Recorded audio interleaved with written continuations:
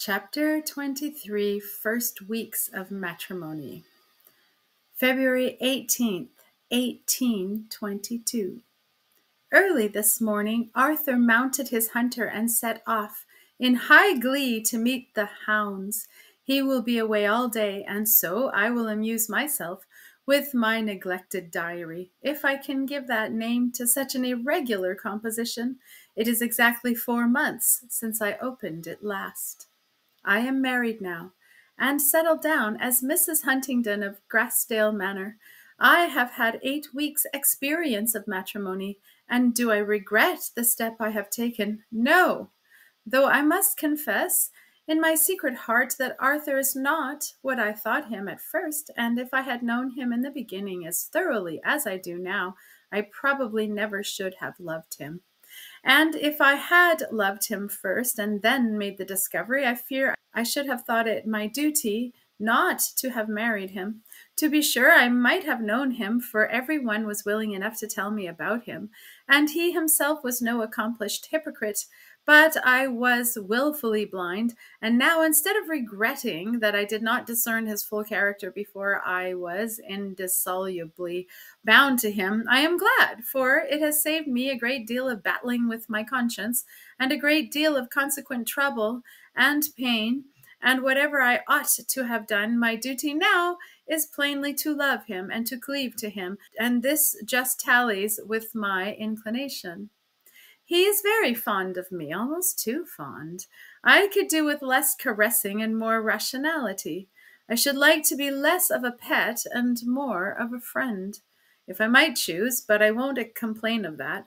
I am only afraid his affection loses in depth where it gains in ardor. I sometimes liken it to a fire of dry twigs and branches, compared with one of solid coal. Very bright and hot, but if it should burn itself out and leave nothing but ashes behind, what shall I do? But it won't, and I shan't. I am determined, and surely I have power to keep it alive. So let me dismiss that thought at once. But Arthur is selfish. I am constrained to acknowledge that, and indeed the admission gives me less pain than might be expected, for since I love him so much, I can easily forgive him for loving himself.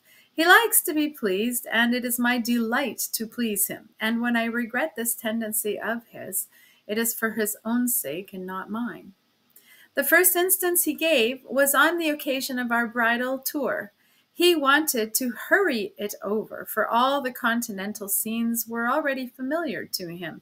Many had lost their interest in his eyes, and others never had anything to lose. The consequence was that after a flying transit through part of France and part of Italy, I came back nearly as ignorant as I went, having made no acquaintance with persons and manners, and very little with things. My head swarming with the motley confusion of objects and scenes, some, it is true, leaving a deeper and more pleasing impression than others, but those embittered by recollection that my emotions had not been shared by my companion, but that, on the contrary, when I had expressed a particular interest in anything that I saw or desired to see, it had been displeasing to him, inasmuch as it proved that I could take delight in anything disconnected with himself. As for Paris, we only just touched at that, and he would not give me time to see 1/10 of the beauties and interesting objects of Rome. He wanted to get me home, he said, to have me all to himself, and to see me safely installed as the mistress of Grassdale Manor. Just as single-minded and naive and piquant as I was, and as if I had been some frail butterfly, he expressed himself fearful of rubbing the silver off my wings by bringing me into contact with society, especially that of Paris and Rome. And moreover, he did not scruple to tell me that there were ladies in both places that would tear his eyes out if they happened to meet him with me.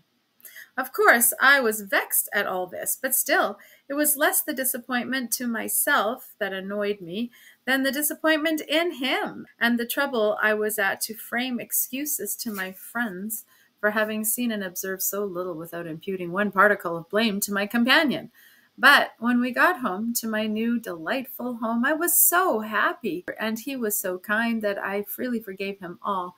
And I was beginning to think my lot too happy, and my husband actually too good for me, if not too good for this world, when on the second Sunday after our arrival, he shocked and horrified me by another instance of his unreasonable exaction.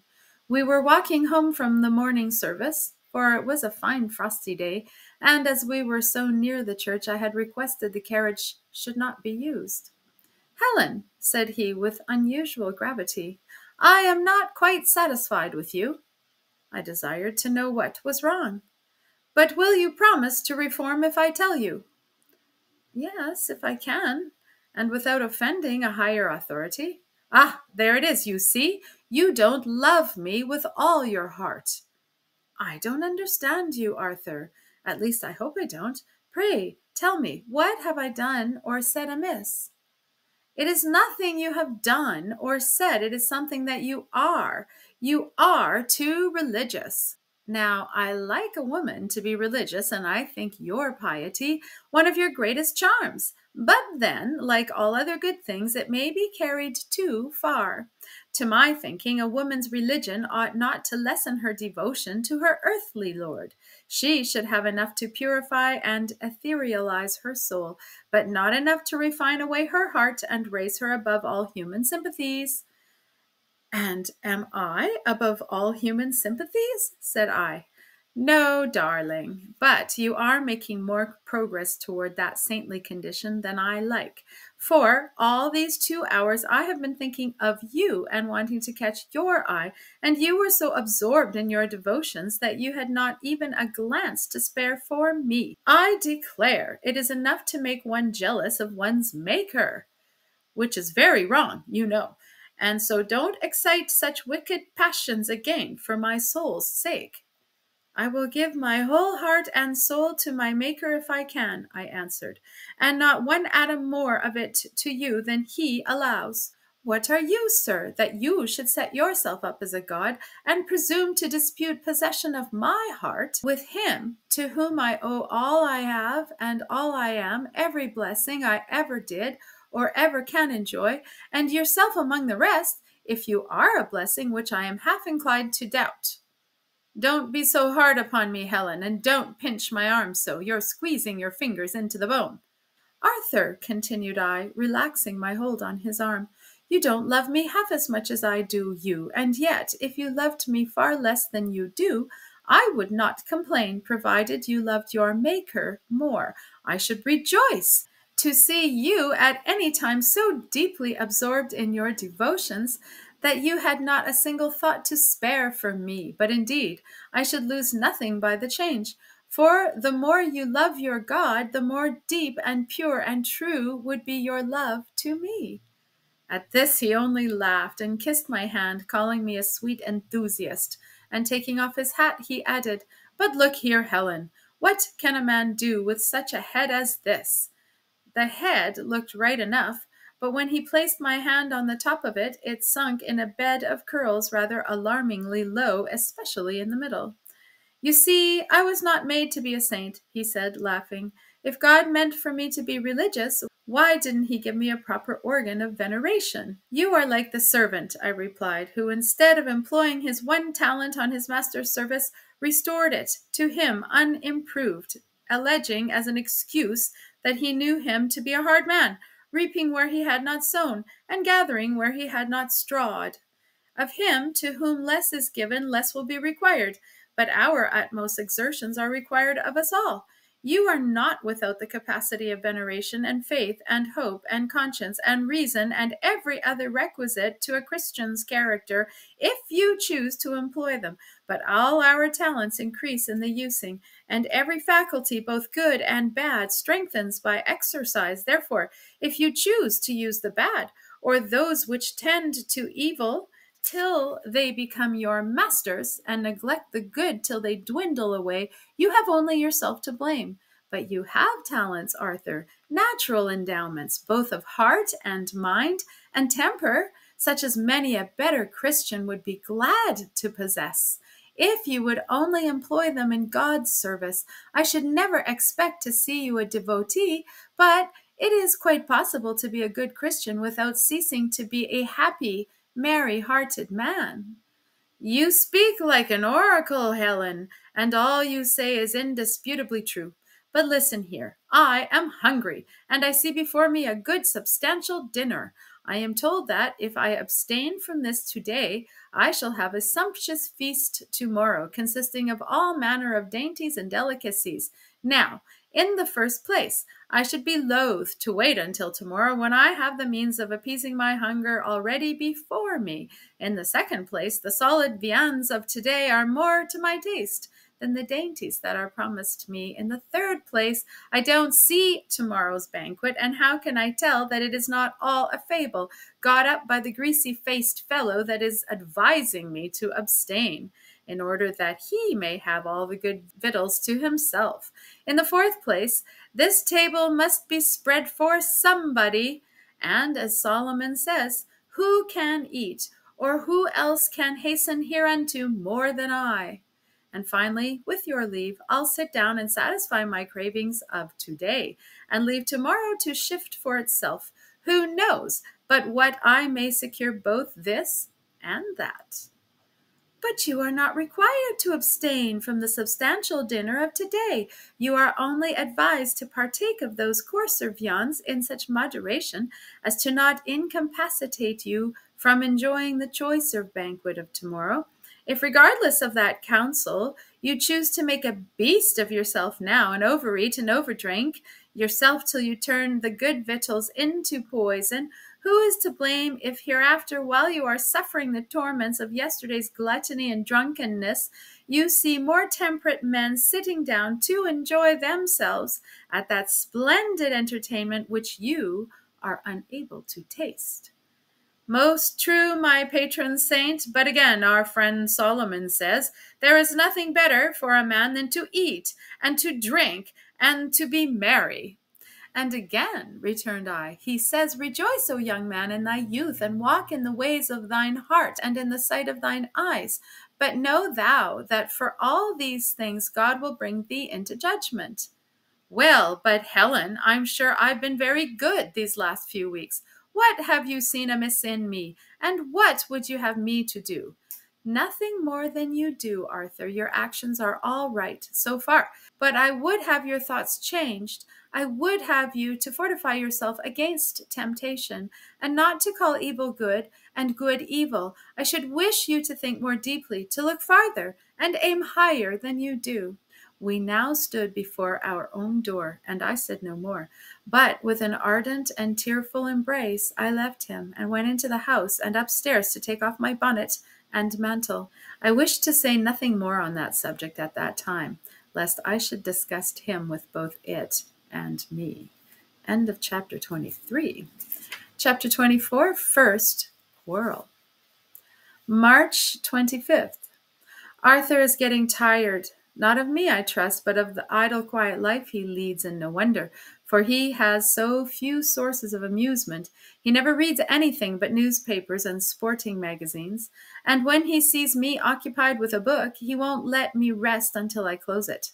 In fine weather, he generally manages to get through the time pretty well, but on rainy days, of which we have had a good many of late, it is quite painful to witness his ennui. I do all I can to amuse him, but it is impossible to get him to feel interested in what I most like to talk about, while on the other hand he likes to talk about things that cannot interest me, or even that annoy me, and these please him the most of all, for his favorite amusement is to sit or loll beside me on the sofa, and tell me stories of his former amours, always turning upon the ruin of some confiding girl, or the cousining of some unsuspecting husband.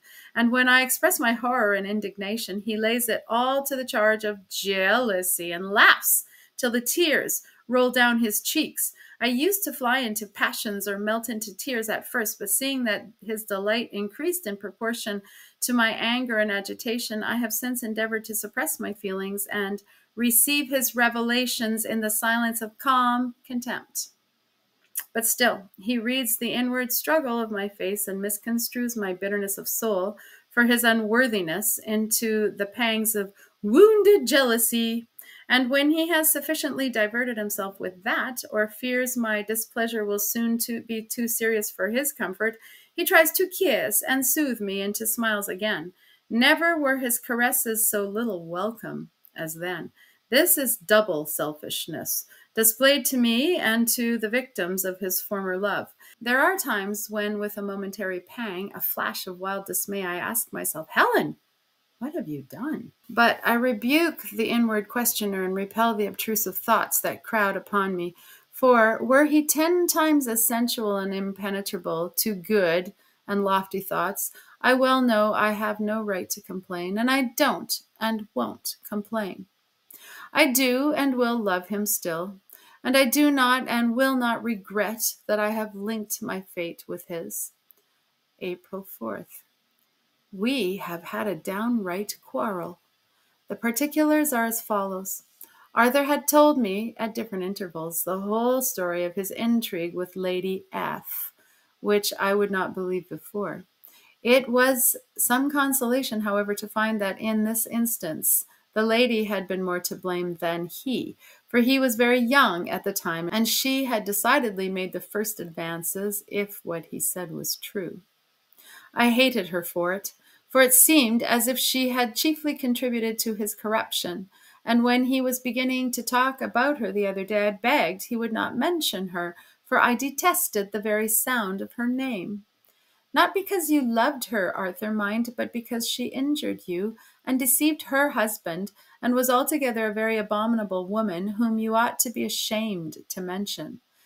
But he defended her by saying that she had a doting old husband whom it was impossible to love. Then why did she marry him? Said I. For his money, was his reply. Then that was another crime, and her solemn promise to love and honor him was another, and it only increased the enormity of the last. You are too severe upon the poor lady, laughed he. But never mind, Helen, I don't care for her now, and I never loved any of them half as much as I do you, so you needn't fear to be forsaken like them. If you had told me these things before, Arthur, I should never have given you the chance. Wouldn't you, my darling? Most certainly not. He laughed incredulously. I wish I could convince you of it now, cried I, starting up from beside him. For the first time in my life, and I hope the last, I wished I had not married him. Helen, said he more gravely, do you know that if I believed you now, I should be very angry, but thank heaven I don't. Though you stand there with your white face and flashing eyes looking at me like a very tigress, I know the heart within you perhaps a trifle better than you know it yourself. Without a word, I left the room and locked myself up in my own chamber. In about a half an hour he came to the door, and first he tried the handle, and then he knocked. Won't you let me in, Helen? Said he. No, you have displeased me, I replied, and I don't want to see your face or hear your voice again till the morning. He paused a moment as if dumbfounded or uncertain how to answer such a speech, and then turned and walked away. This was only an hour after dinner. I knew he would find it very dull to sit alone all the evening, and this considerably softened my resentment, though it did not make me relent. I was determined to show him that my heart was not his slave, and I could live without him if I chose, and I sat down and wrote a long letter to my aunt, of course telling her nothing of all this.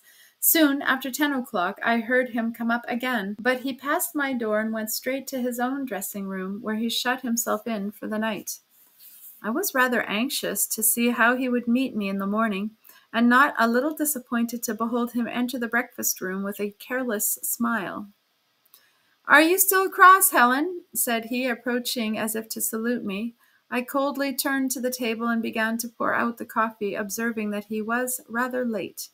He uttered a low whistle and sauntered away to the window, where he stood for some minutes looking out upon the pleasing prospect of sullen gray clouds, streaming rain, soaking lawn, and dripping leafless trees, and muttered execrations on the weather, and then sat down to breakfast. While taking his coffee, he muttered that it was cold. He meant damned.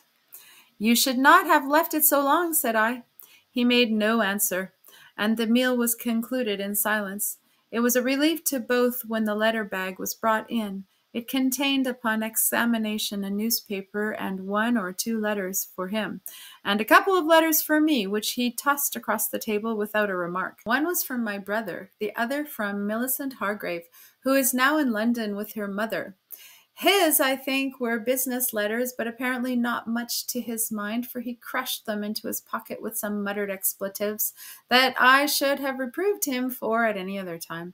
The paper he set before him and pretended to be deeply absorbed in its contents during the remainder of breakfast and a considerable time after. The reading and answering of my letters and the direction of household concerns afforded me ample employment for the morning. After lunch I got my drawing, and from dinner till bedtime I read.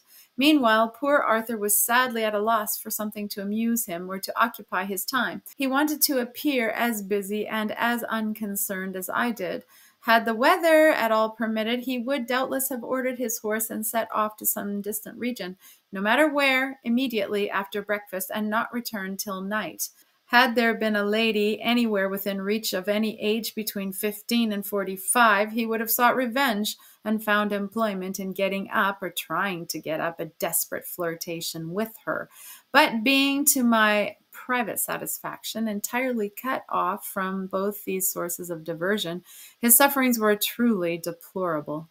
When he had done yawning over his paper and scribbling short answers to his shorter letters, he spent the remainder of the morning and the whole of the afternoon in fidgeting about from room to room, watching the clouds, cursing the rain, alternately petting and teasing and abusing his dogs, sometimes lounging on the sofa with a book that he could not force himself to read, and very often fixedly gazing at me when he thought I did not perceive it, with the vain hope of detecting some traces of tears or some tokens of remorseful anguish in my face.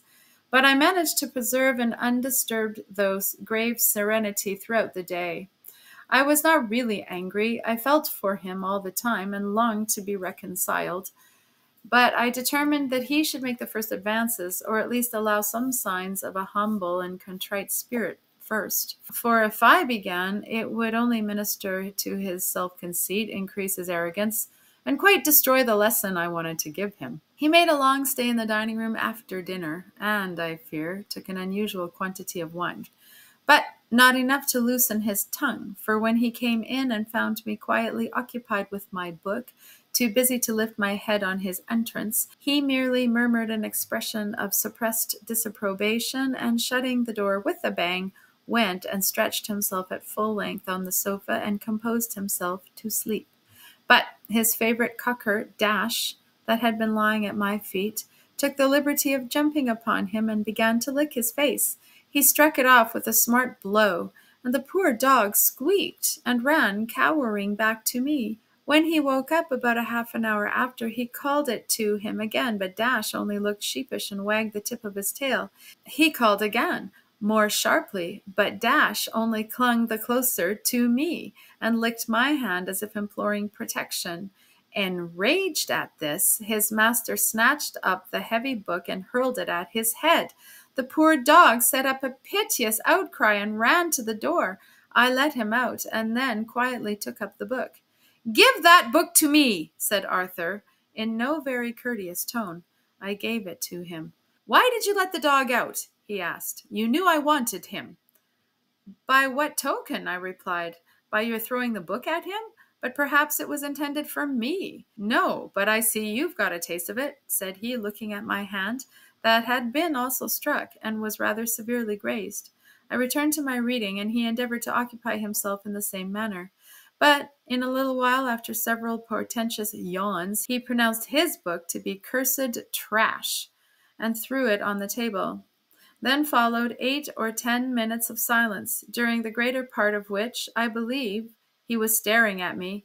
At last his patience was tired out. "What is that book, Helen?" he exclaimed. I told him. "Is it interesting?" "Yes, very." "Humph!"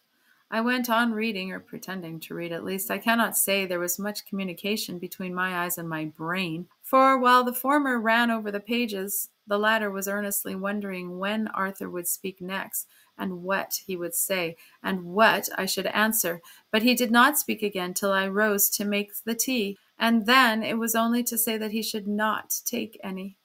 He continued lounging on the sofa and alternately closing his eyes and looking at his watch and at me till bedtime, when I rose and took my candle and retired. "Helen!" cried he, the moment I had left the room. I turned back and stood awaiting his commands. "What do you want, Arthur?" I said at last. "Nothing," replied he. "Go." I went, but hearing him mutter something as I was closing the door, I turned again. It sounded a little bit like "confounded slut," but I was quite willing it should be something else. "Were you speaking, Arthur?" I asked. "No," was the answer, and I shut the door and departed. I saw nothing more of him till the following morning at breakfast, when he came down a full hour after the usual time. "You're very late," was my morning salutation. "You needn't have waited for me," was his, and he walked up to the window again. It was just such weather as yesterday. "Oh, this confounded rain!" he muttered. But after studiously regarding it for a minute or two, a bright idea seemed to strike him, for he suddenly exclaimed, "But I know what I'll do," and then returned and took his seat at the table. The letter bag was already there, waiting to be opened. He unlocked it and examined the contents, but said nothing about them. "Is there anything for me?" I asked. "No." He opened the newspaper and began to read. "You'd better take your coffee," suggested I. "It will be cold again." "You may go," said he. "If you've done, I don't want you." I rose and withdrew to the next room, wondering if we were going to have another such miserable day as yesterday, and wishing intensely for an end of these mutually inflicted torments. Shortly after, I heard him ring the bell and give some orders about his wardrobe that sounded as if he meditated a long journey. He then sent for the coachman, and I heard something about the carriage and the horses and London and 7 o'clock tomorrow morning that startled and disturbed me not a little. "I must not let him go to London, whatever comes of it," said I to myself. "He will run into all kinds of mischief, and I shall be the cause of it. But the question is, how am I to alter his purpose? Well, I will wait a while and see if he mentions it." I waited most anxiously from hour to hour, but not a word was spoken on that or any other subject to me. He whistled and talked to his dogs and wandered from room to room, much the same as the previous day. At last I began to think I must introduce the subject myself, and was pondering how to bring it about, when John unwittingly came to my relief with the following message from the coachman. "Please, sir, Richard says one of the horses has got a very bad cold, and he thinks, sir, if you could make it convenient to go the day after tomorrow instead of tomorrow, he could physic it today so as—" "Confound his impudence!" interjected the master. "Please, sir, he says it would be a great deal better if you could," persisted John, "for he hopes there'll be a change in the weather shortly, and he says it's not likely when a horse is so bad with a cold, and physicked and all." "Devil take the horse!" cried the gentleman. "Well, tell him I'll think about it," he added, after a moment's reflection. He cast a searching glance at me, as the servant withdrew, expecting to see some token of deep astonishment and alarm. But being previously prepared, I preserved an aspect of stoical indifference. His countenance fell as he met my steady gaze, and he turned away in very obvious disappointment and walked up to the fireplace, where he stood in the attitude of undisguised dejection, leaning against the chimney-piece with his forehead sunk upon his arm. "Where do you want to go, Arthur?" said I. "To London," replied he gravely. "What for?" I asked. "Because I cannot be happy here." "Why not?" "Because my wife doesn't love me." "She would love you with all her heart if you deserved it. What must I do to deserve it?" This seemed humble and earnest enough, and I was so much affected between sorrow and joy that I was obliged to pause a few seconds before I could steady my voice to reply. "If she gives you her heart," said I, "you must take it thankfully and use it well, and not pull it in pieces and laugh in her face because she cannot snatch it away." He now turned round and stood facing me with his back to the fire. "Come then, Helen. Are you going to be a good girl?" said he. This sounded rather too arrogant, and the smile that accompanied it did not please me. I, therefore, hesitated to reply. Perhaps my former answer had implied too much. He had heard my voice falter, and might have seen me brush away a tear. "Are you going to forgive me, Helen?" he resumed more humbly. "Are you penitent?" I replied, stepping up to him and smiling in his face. "Heartbroken," he answered with a rueful countenance, yet with a merry smile just lurking within his eyes and about the corners of his mouth. But this could not repulse me, and I flew into his arms. He fervently embraced me, and though I shed a torrent of tears, I think I never was happier in my life than at that moment. "Then you won't go to London, Arthur?" I said when the first transport of tears and kisses had subsided. "No, love, unless you will go with me." "I will gladly," I answered, "if you will think the change will amuse you, and if you will put off the journey till next week." He readily consented, but said there was no need of much preparation, as he should not be for staying long, for he did not wish me to be Londonized, and to lose my country freshness and originality by too much intercourse with the ladies of the world. I thought this folly, but I did not wish to contradict him now. I merely said that I was of very domestic habits, as he well knew, and had no particular wish to mingle with the world. "So we are to go to London on Monday, the day after tomorrow. It is now 4 days since the termination of our quarrel, and I'm sure it has done us both good. It has made me like Arthur a great deal better, and made him behave a great deal better to me. He has never once attempted to annoy me since, by the most distant allusion to Lady F., or any of those disagreeable reminiscences of his former life. I wish I could blot them from his memory, or else get him to regard such matters in the same light as I do. Well, it is something, however, to have made him see that they are not fit subjects for conjugal jest. He may see further sometime. I will put no limits to my hopes, and in spite of my aunt's forebodings and my own unspoken fears, I trust we shall be happy yet. End of chapter 24.